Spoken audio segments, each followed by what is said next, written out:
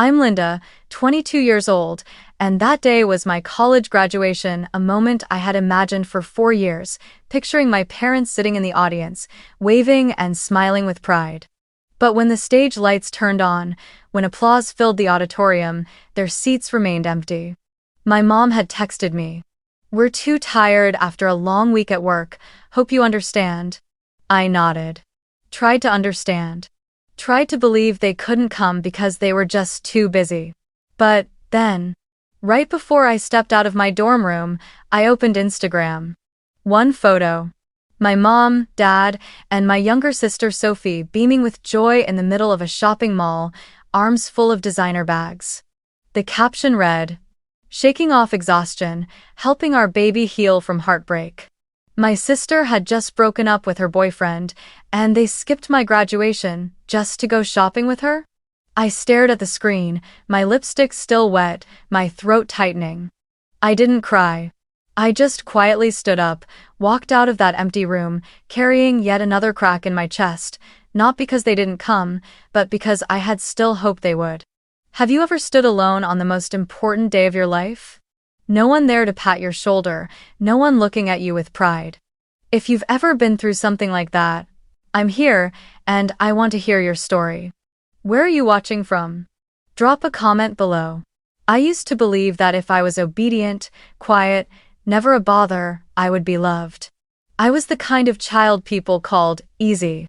I didn't cry or ask for much, didn't throw tantrums in the middle of the night, didn't pout over not getting a new doll. I did my homework on my own. Made my own milk. Saturday, quietly in the corner, whenever mom said, "I'm busy with Sophie right now, can you play by yourself?"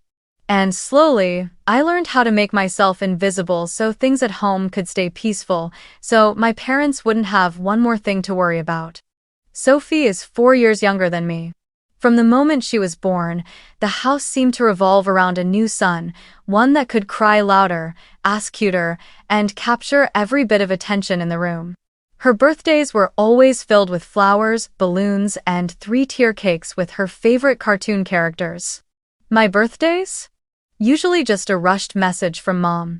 "Happy birthday, sweetie, I'm in a meeting so I can't call." And then silence.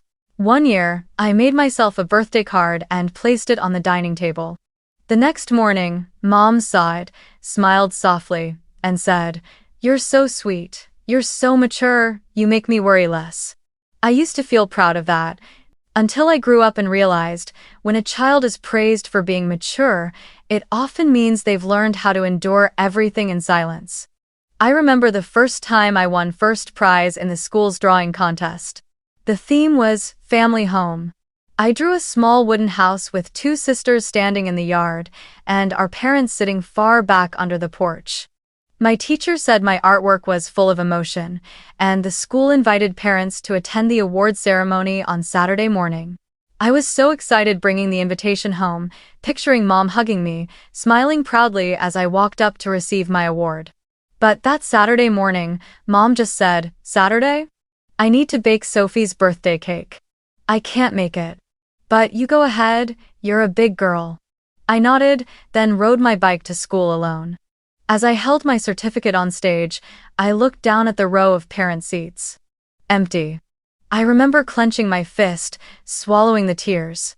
A week later, sitting on our living room table was Sophie's birthday photo album, 40 pages thick. There were pictures of mom smiling as she lit the candles, dad carrying Sophie, and a house full of cheerful guests. As for the photo of me receiving my award, it didn't exist. From that day on, I stopped telling my mom about my achievements. When I was chosen as class vice monitor, I just smiled quietly. When my teacher praised me in front of the class, I didn't rush home to share. And when I saw Sophie get a brand new bicycle simply because she was sad someone made fun of the old one, I looked at my old bike, the one I'd ridden for 3 years, and said nothing. I wasn't angry. I just learned that in this house, my efforts weren't something to be celebrated. They were expected. Mom once hugged Sophie and whispered, "You're mommy's little miracle." I heard it while standing at the kitchen sink doing the dishes. I silently scrubbed one last fork, my hands trembling slightly, then turned away to hide a single tear that fell into the rising steam. I was the good daughter. But no one waited for me to come home before dinner. No one saved me a slice of my favorite cake. No one asked what I learned today, or if I was happy. I grew up like a shadow quiet enough to go unnoticed, and one day, that very silence taught me how to survive without anyone. But at the time, I didn't yet realize that silence would become the strongest weapon I'd ever own. I started excelling in school in 6th grade. Not because I wanted to prove anything, but because inside textbooks, I found more safety than I ever did at the dinner table. Math formulas didn't choke me up. Essay topics didn't make me feel invisible. They gave me another world, a place I could exist without permission. I held the top spot in class for all 4 years of high school. My homeroom teacher called home several times to praise me. One year, I was invited to join the student council as the representative for the junior class. I still remember the day I brought that letter home, my heart full of hope, thinking maybe this time, Mom would be proud. But when I walked through the door, I saw her sitting beside Sophie, who was crying because her boyfriend hadn't replied to her text. I stood there, holding the paper in my hand, waiting for Mom to look up. But she just waved me off. "Can't you see she's upset? Whatever it is, we'll talk later." And that later never came. I slowly learned to hide my accomplishments as if they were some shameful secret. When I got accepted into a STEM scholarship program for girls, I printed out the acceptance letter and left it on the dining table. The next morning, the paper had been pushed aside to make space for Sophie's fruit plate. During dinner, when I tried to mention the group research project I had been selected to lead, Dad spoke up first. "So, how's our Sophie doing? Did that boyfriend call back yet?" Mom chimed in too. "Poor thing, she couldn't sleep all night." I sat there, in front of a plate of cold rice, feeling like I had just been slapped not with a hand, but with the kind of cold indifference that cuts even deeper. But the moment that hurt the most was when I received the official notice from the university. I had been chosen as the valedictorian for graduation. I came home earlier than usual that day, waiting for everyone to gather before I shared the news. I had imagined they'd be surprised, maybe even hug me, maybe call relatives to brag. But after I finished speaking, Mom just blinked and said, "That's nice. But try not to talk about these things too much, it might upset Sophie." Dad added, "She just broke up yesterday. She's going through a lot." Under the table, I clenched my fists. I didn't get angry. I didn't cry. I just felt like I had been quietly and completely erased from the family picture. Sophie, the girl who only had to frown for the whole house to spin around her like the earth had stopped turning. And me, even at the highest point of my academic life, I was nothing more than a faint sound in a sealed room. That night, I sat alone on the balcony. The breeze was soft, the city lights twinkling in the distance like signals from another world, a world where, maybe, I would finally be seen. I opened my phone and reread the email from school. "Congratulations. You've been selected as this year's valedictorian in recognition of your academic excellence and meaningful contributions to the student community." I read it over and over again, as if trying to convince myself it was real, that I wasn't just imagining my own worth. Then I locked the screen. Not because I was sad, but because I knew no one else was going to care about this but me. And in that quiet moment, I understood if I wanted to be seen, to be valued, I had to be the first person to do that for myself. Not my dad. Not my mom, no one. Just me and the old dream of a child who once longed to have someone waiting at the end of a school play. A child who once craved a word of praise for an A+ on a test. And now, that child had grown up, but still sat there with the same waiting eyes, though no longer full of hope. Maybe that child never disappeared. Maybe she's just been waiting for one moment to finally speak, and that moment is coming very soon. That morning, I woke up earlier than usual. Even though I barely slept the night before, I still ironed my graduation gown by hand and hung it neatly on the rack. I did my makeup lightly, just a bit of powder, a thin line of eyeliner, a soft peach lipstick. I always hoped Mom would say, "That suits you. You look lovely." I left for school early to prepare for the ceremony. I'm making breakfast for Sophie. "We'll come after," Mom had said. I stood in front of the mirror and smiled at myself. This was my day. I didn't know for sure who would show up, but I still hoped, at the very least, that my parents would be there. I had reminded them since the beginning of the week. Only one student in the entire school gets chosen as valedictorian. In 12 years of studying under dim lights, I had never once asked them to attend a parent-teacher meeting, never demanded anything, only hoped that this time, they would sit there, in the crowd, when I walked onto that stage. I arrived at school an hour early. The graduation ceremony was held outdoors, on the soccer field now transformed with flags, flowers, and rows of white chairs in perfect alignment. My friends were buzzing around, taking pictures with their families. Laughter echoed. Names were called. Camera shutters clicked nonstop. I stood quietly in a corner, phone in hand, waiting for the message I had been hoping to receive all week. And then it came. A short text from my mom. "We won't make it. Too tired after the work week. Wishing you all the best." I read it again, and again. My eyes blurred, not because I didn't expect it, but because I had hoped. Hope, the one thing that hurts more deeply than any cut. I took my seat, the one reserved for the valedictorian. My name was printed on a small wooden plaque, beside two empty chairs marked "Seats reserved for Linda's parents." I looked to my left, to my right. Everyone else was talking, showing off gifts, introducing relatives. And me? I had only the wind and the sunlight hitting my face like a spotlight no one asked for. I pulled out my phone, intending to text them a thank you anyway, even though my heart felt hollow. But just then, a new story popped up from Mom's account. I tapped. It was a photo taken at the mall. Sophie was smiling, holding a new handbag, cheeks flushed pink like someone who just received a surprise gift. Dad stood beside her, his arm around Mom's shoulders. The caption read, "Pushing through the exhaustion to help our baby heal. Strongest girl on earth." I froze. Not sure if it was anger or the sound of my heart cracking again. I left my seat and walked quickly to the parking lot behind the field. I opened the car door, sat down, and closed it behind me. Inside the stifling silence of the car, I stared at myself in the rearview mirror. My lipstick had smudged. A trace of mascara blurred just under one eye. I couldn't tell if it was from the heat or tears I hadn't even realized had started falling. I asked myself, do they know they just destroyed one of the most important moments of my life? Do they understand that while they were out buying a bag to wipe Sophie's tears? No one asked about mine, no one wiped them, no one even noticed. I didn't scream. I didn't call. I didn't blame. I just sat there, letting the pain seep into every silent crack inside me. And then, in that quiet, something stirred. If they couldn't see me when I was shining, maybe I needed to shine so brightly they'd never be able to look away again. I wiped my face. Reapplied my lipstick. Stepped out of the car as if no tears had ever fallen. I walked back to the ceremony, straight to my seat, spine tall. Eyes wide open, not searching anymore. Because today, I didn't need anyone to witness my success.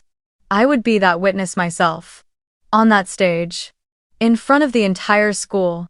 And if my parents weren't here to hear my speech, then I'd say something they wouldn't be able to forget no matter where they were. I took a deep breath and waited for my name to be called. This was no longer the moment of a child begging for love.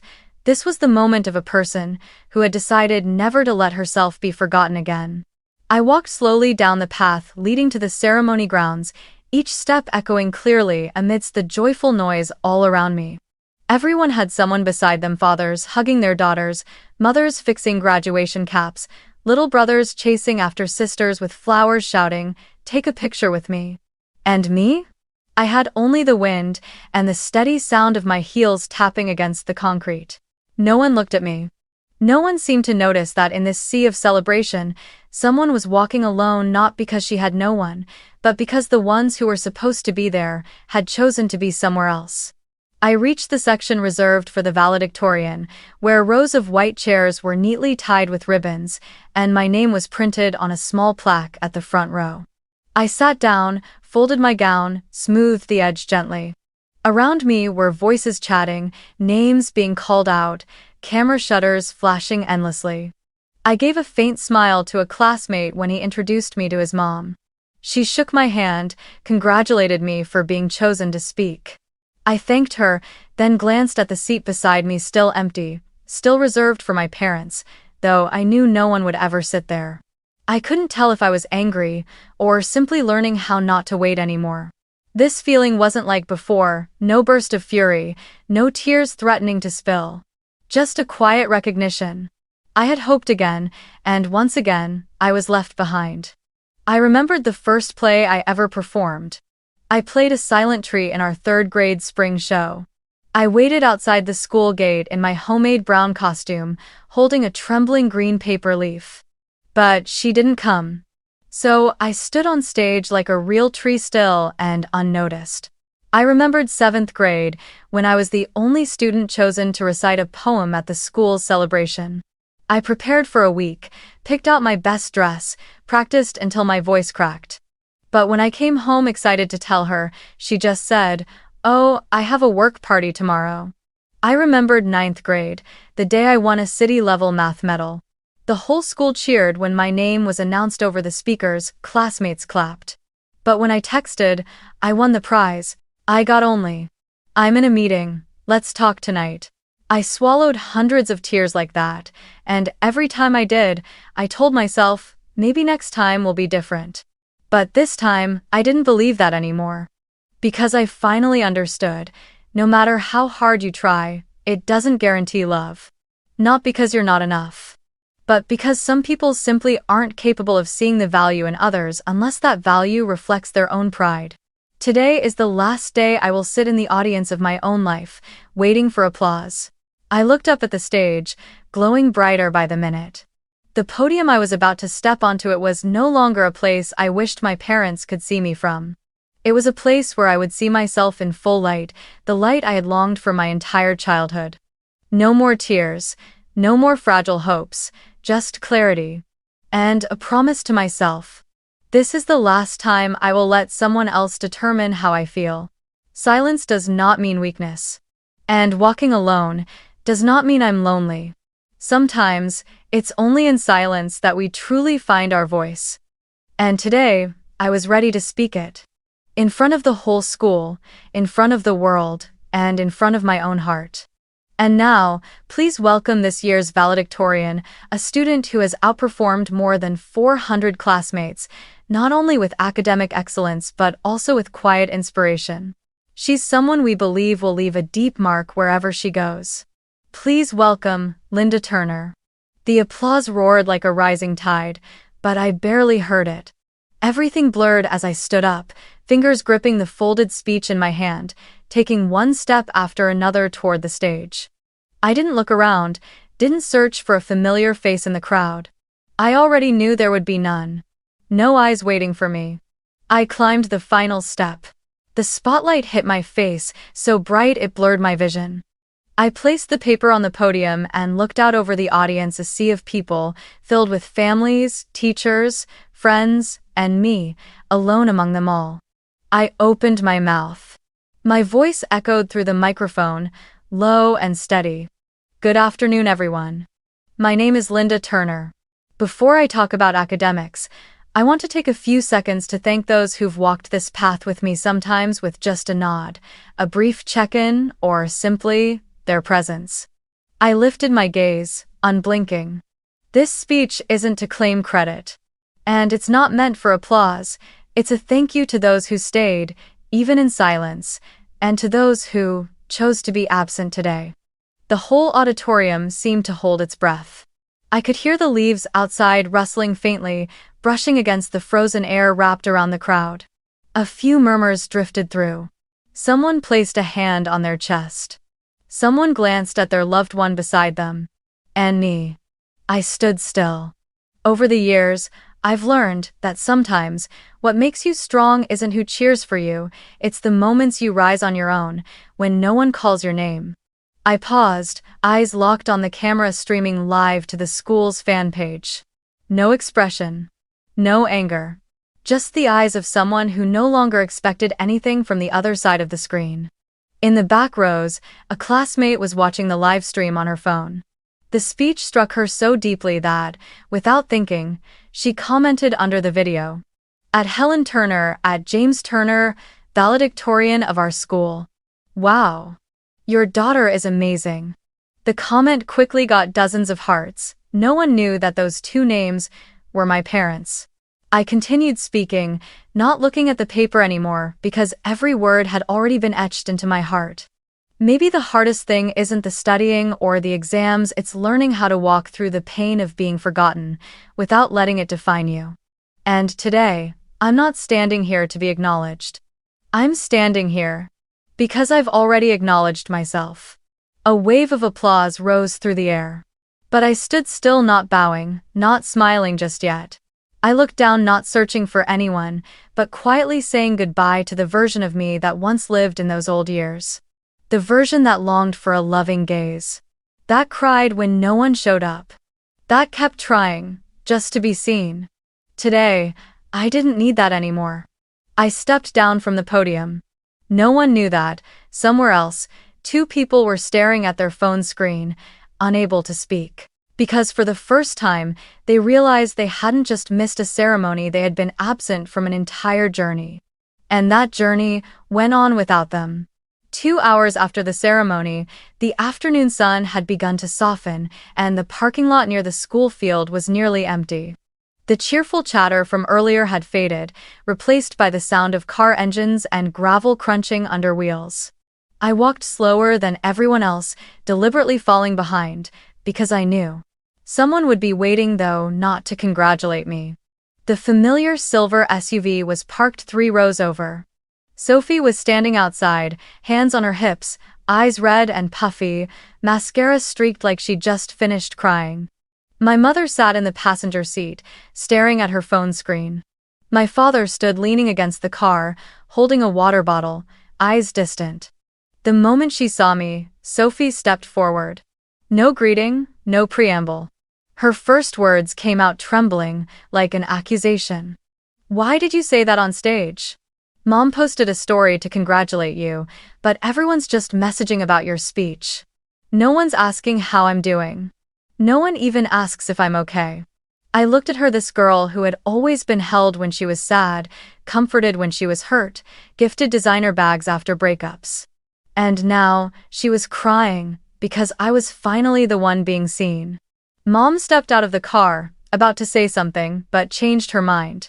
Dad looked at me, eyes full of things he couldn't bring himself to say. But his lips never moved. At that moment, a teacher passed by. It was the principal, the one who shook my hand after the speech.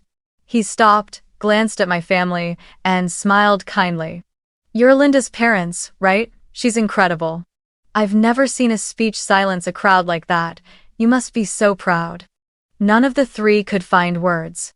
My mother gave a slight nod, but her eyes darted away. My father twisted the cap of his water bottle, looking down, and Sophie turned away, fresh tears falling again. The teacher walked on, leaving behind a silence that weighed heavy in the air. I didn't blame them. I didn't have the strength to feel angry anymore. I just walked to the car, opened the door, and sat in the back seat. On the ride home, no one spoke for the first 10 minutes. The silence in the car felt thick, almost suffocating. Finally, Sophie broke it. "You could have said it differently. You didn't have to make it sound like you were pointing fingers at us." I turned my head to the window. The rows of trees blurred past my eyes, soft and fading but not enough to draw another tear. I spoke, quiet and clear. "I didn't name anyone, but if you felt hurt, then maybe you understand why." Silence filled the car. Mom didn't object. Dad didn't sigh. Sophie didn't reply. Because for the first time in their lives, they had nothing left to defend. And I had nothing left I needed them to say. We got home just as the sky was turning dark. I carried my suitcase into my room and began gathering a few belongings. No one asked where I was going. No one asked if I was staying for dinner. At the table, there were still just 3 bowls, mine was missing. And I wasn't sad anymore. Because I had long grown used to being absent from moments that should have been shared. That night, I packed my suitcase neatly and left it by the door. And in my heart, I knew. I was leaving not just this house, but a role I had clung to my entire childhood. The role of the obedient daughter, who was never really seen. And they only now beginning to notice my presence were about to lose it. For good. 1 week after the graduation ceremony, I received an email from a startup in San Francisco, a place I had quietly applied to without telling anyone. The subject line was simple, but it made my heart race. Congratulations, Linda, welcome to our leadership team. I got in. Not as an intern, not as a junior assistant, but as a project manager, a role they said requires independence, decisive thinking, and natural leadership. Oh. I read it again and again, then sat quietly in front of the screen for several minutes. I didn't cry, I didn't scream. Just a small, soft smile spread across my face, the kind of peace I'd never felt when thinking about my future before. That same evening, I received an official invitation from the school. We would be honored to welcome you back as the keynote speaker for next year's opening ceremony. Your graduation speech deeply inspired not only our students but our entire faculty. I didn't reply right away. I needed time to hold this moment close, not to show off, but to let myself, for the first time, feel. I deserve this. A few days later, my closest friends threw a small celebration in Lainey's backyard, the classmate who had silently held my hand after my speech. No fancy wine, no booming speakers. Just strings of warm yellow lights hung between tree branches, a wooden table with cake and handwritten cards. On the table was a framed photo of me in my graduation gown, standing in the center of the school field with my right hand raised, holding my diploma. There were other pictures too, ones I didn't know someone had taken where my eyes met the camera, strong and peaceful. Lainey handed me a handwritten card. Linda, you have no idea how many people you changed simply by staying silent and then standing up. We see you, we always have. I hugged her. Said nothing. Because some things don't need words. That night, I posted my graduation photo online for the first time. A simple picture, me standing alone on stage, the school logo behind me, sunlight catching the edge of my gown. The caption was just one sentence. Sometimes, you have to stand alone on the stage to realize you never needed anyone else to shine. No tags. No thank yous. But hundreds of people commented and shared. Some old classmates said they cried watching the live stream. Some former teachers sent messages of pride. And somewhere out there, I knew my parents saw it too. They didn't call. Didn't text, but I knew. I folded my suitcase shut. The room wasn't filled with much, but it was filled with something lighter, relief. I didn't take any family photos with me. No memories of being left behind. Only the things I built for myself, knowledge, strength, and the belief that I no longer needed to wait for anyone to see me. San Francisco welcomed me with soft sunlight and a salty ocean breeze. A new chapter had begun without my parents waving goodbye at the station, without a little sister crying because she'd miss me. But I walked forward, light on my feet. Because from the moment I stood on that stage, I was no longer a shadow in someone else's story. I was myself, and the light was mine. One late afternoon in San Francisco, the sky was clear, and golden sunlight poured like honey across the rooftops. I had just finished work and strolled slowly beneath the tree-lined streets. I held an iced latte in one hand, while soft, familiar piano music played in my ears. I wasn't rushing. There was no need to hurry. My life no longer felt like a chase after indifference, but a deliberate rhythm, each breath a choice, every moment a life fully lived. I paused in front of a little cafe on the corner, the one with the wooden table by the window I always picked. Today, instead of opening my laptop like usual, I pulled out a blank sheet of paper. And I wrote. Not to anyone. Just a letter. To myself at 12 years old. Dear you. I know how good you've become at enduring. You tried your best to be the good kid, never a bother, never demanding, never making anyone uncomfortable. You believed that if you were quiet enough, good enough, then you would be loved. But I want you to know. You were always worthy of love even when no one saw it. Not because you got good grades, Not because you held everything together, but simply because you were you. You didn't need to win awards or give speeches on stage to have value. You already had it back when you sat quietly in the corner, hugging your old teddy bear, wishing that one day someone would hug you back. I set the pen down. My shoulders felt a little lighter. If you've ever been forgotten by your parents on the most important day of your life, you're not alone. If you've ever sat in a crowd and still felt invisible, I know that feeling. If you've ever worked yourself to the edge just to be seen and then realized no one noticed, then maybe you were me once too.